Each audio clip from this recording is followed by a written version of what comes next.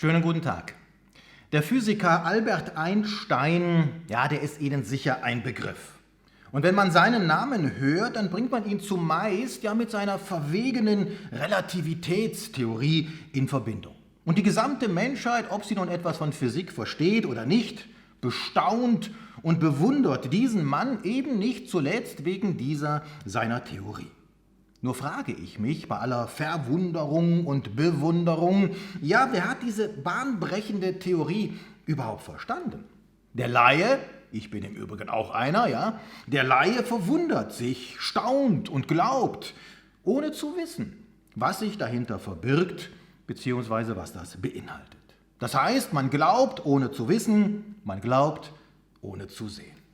Gleiche Laien, Bewunderer, Staunende und Raunende halten aber beispielsweise die biblischen Altersangaben über Methusalem und Konsorten für Sagengeschichten. Dieselben lachen über die Jungfrau Geburt und nicht selten sogar über einen ewigen und allmächtigen Gott. Und so hat beispielsweise auch der russische Astronaut Juri Gagarin einst gespottet, dass er während seinem Weltraumflug im ganzen Weltall Gott nicht begegnet sei und folglich gäbe es ihn auch nicht. Nun, ich kann Ihnen Einsteins Relativitätstheorie auch nicht erklären und ich will auch den Versuch erst gar nicht starten, aber beleuchten wir doch einfach mal ein paar biblische Aussagen, insbesondere aus dem Buch Hiob. Und ich lese vorab mal aus Hiob, Kapitel 38, Vers 16. Und hier spricht Gott selbst zu Hiob mit folgenden Worten. Hiob, Kapitel 38, Vers 16. Bist du auch bis zu den Quellen des Meeres gekommen? Oder hast du den Urgrund der Meerestiefe durchwandelt? Eine Frage, die sich jeder Wissenschaftler und Philosoph, ja eine Frage, die sich jeder Mensch im Allgemeinen heute doch auch mal in aller Bescheidenheit und Demut stellen sollte. Es werden so viele Theorien, Thesen und Behauptungen aufgestellt und dabei weiß man letztendlich praktisch so gut wie nichts.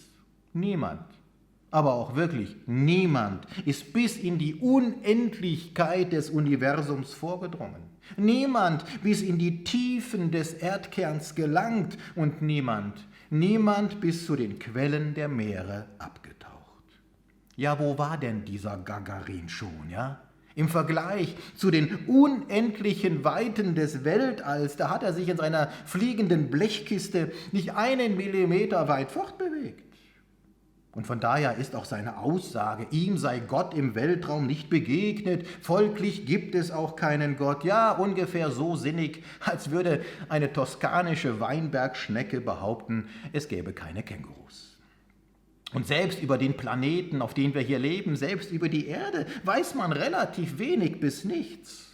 Und wie viel mehr gilt das für die unendlichen Weiten des Universums.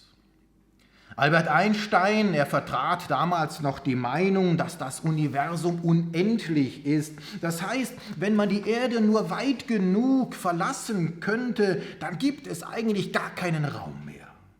Ja, was sagt uns denn die Bibel? Hiob. Hiob, Kapitel 26, Vers 7. Kapitel 26, Vers 7, da heißt es, er spannt den Norden aus über der Leere und hängt die Erde über dem Nichts auf. Ja, hören wir hier nicht auch etwas von Unendlichkeit? Aber ob nun endlich oder auch unendlich, Gott spricht jedenfalls von einer Leere, Gott spricht von Dimensionen, die wir überhaupt nicht fassen, geschweige denn begreifen könnten. Und in der Tat, so riesig wie das Universum ist, da fallen alle Planeten, Sterne und Himmelskörper überhaupt nicht ins Gewicht. Und das, obwohl die Sterne am Himmel nicht gezählt werden können. Und so heißt es auch im Buch Jeremia. In Jeremia Kapitel 33, Vers 22, wie man das Heer des Himmels nicht zählen und den Sand am Meer nicht messen kann. Und das sagte Jeremia, natürlich inspiriert durch Gott, so ungefähr 600 Jahre vor Christi Geburt und somit zu einer Zeit, als der Mensch sehr wohl die Sterne am Himmel zählen konnte. Auf 3000 Sterne ist man gekommen, also plus minus, ne? Denn das ist ungefähr, ja, das ist jetzt die Anzahl, die man mit bloßem Auge erkennen kann. Das heißt, die Astronomen und die Wissenschaftler von einst, die haben doch über das Wort Gottes gelacht. Ja, von wegen unzählbar. Wir haben die Sterne gezählt und wenn wir wollten, könnten wir jedem Stern sogar noch einen Namen geben. Wobei die damaligen Wissenschaftler bereits eine Kleinigkeit übersehen hatten, nämlich die Tatsache, dass die Erde ja nun mal keine Scheibe ist, sondern eine Kugel. Und dass man jeweils 3000 Sterne an der Nord- und auch an der Südhalbkugel erkennen kann. Also allein das war ja schon mal falsch, aber wir wollen ja schließlich nicht kleinlich sein. Ob jetzt 3000 oder 6000 Sterne, ne? Schwamm drüber, jedenfalls haben die gezählt. Ja, was nun? Musste die Bibel jetzt aufgrund dieser bahnbrechenden wissenschaftlichen Erkenntnisse umgeschrieben werden? Musste Gott sich korrigieren, da er den Menschen unterschätzt hatte, dass die doch so viel zählen können oder so weit zählen können? Ja, musste Jeremia sich entschuldigen aufgrund seiner Naivität, dass er Gott einfach geglaubt hat und das so niederschrieb, wie es ihm Gott aufgetragen hat? Nein, von wegen. Die Bibel musste nicht korrigiert werden, im Übrigen bis zum heutigen Tag nicht. Aber die menschlichen Thesen und die angeblichen Erkenntnisse, ja, die wurden sehr bald umgestoßen. Mit den ersten Kontaktlinsen, ne, und den ersten Fernrohren und erst recht mit den Teleskopen und mit den Satelliten hat man erkennen müssen, oha, die Bibel hat ja recht. Und es ist die Wissenschaft, ja, es ist der Mensch, der auch so etwas von daneben liegt. Im Weltraum wimmelt es geradezu von Himmelskörpern. Und doch ist das Universum leer. Ja, wie geht das denn? Nun, 5 Millionen Ameisen, das sind sehr viele und die wollte ich zu Hause auch nicht haben. Aber in der Sahara fallen die doch gar nicht auf.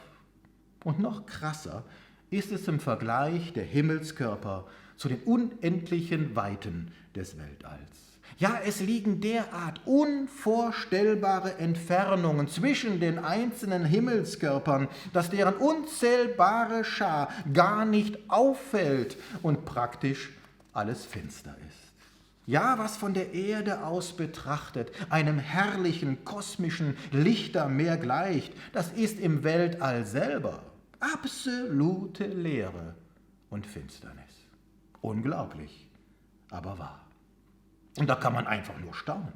Ja, das ganze Universum ist ein Wunder. Ja, die Erde ist schon ein Wunder. Das Leben ist ein Wunder, ja. Das ganze Universum ist ein Wunder, einfach faszinierend und zugleich ein Beweis für die Größe und für die Allmacht Gottes. Und so bezeugte es auch der amerikanische Astronaut James Irwin mit den Worten: Um uns herum war so viel Schönheit und ich spürte Gottes Gegenwart. Ja, im Gegensatz zu Gagarin hat Irwin erkannt, mit Zufall hat das alles wahrlich nichts zu tun, sondern mit Schöpfung, mit Intelligenz und mit atemberaubender Kreativität. Wie hatte ich es gelesen hier aus dem Buch Hiob, Kapitel 26, Vers 7? Er spannt den Norden aus über der Leere und hängt die Erde über dem Nichts auf.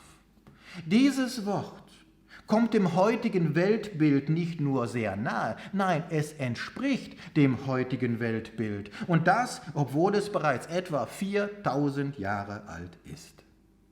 Und hier steht nichts davon, dass die Erde sich als Scheibe auf dem Rücken eines Elefanten oder einer Riesenschildkröte befindet oder sonst irgendetwas, was dem mittelalterlichen Weltbild entsprach.